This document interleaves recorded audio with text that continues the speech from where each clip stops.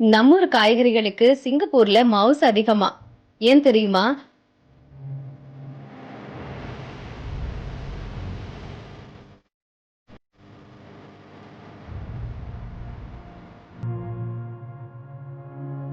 கத்தரி, வெண்டை, பாகற்காய், அவரை, கொத்தவரை, புடலை, சுரைக்காய் போன்ற நாட்டு காய்கறிகள் தமிழகத்தை தவிர வேற எங்கும் கிடைக்காது.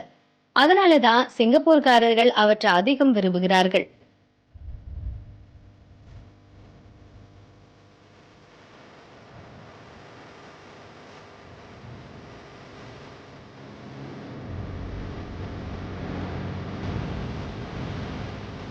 கோவை சுற்றுவட்டாரம், மேட்டுப்பாளையம், ஒட்டன்சத்திரம், கிருஷ்ணகிரி, ராயக்கோட்டை, திண்டுக்கல் ஆகிய இடங்களில் இருந்து தினமும் 1 டன் காய்கறிகள் கடந்த 1 வாரமாக சிங்கப்பூர் ஸ்கூட் ஏர்லைன்ஸில் அனுப்பப்படுதா.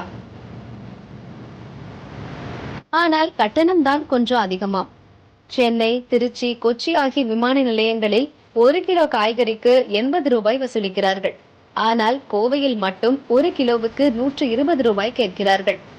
நம்மூர் காய்கறிகள் சிங்கப்பூருக்கு இன்னும் அதிகம் ஏற்றுமதி செய்ய வேண்டும் என்றால் கட்டணத்தை கொஞ்சம் குறைத்தால் பரவாயில்லை என்கிறார்கள் விவசாயிகள்.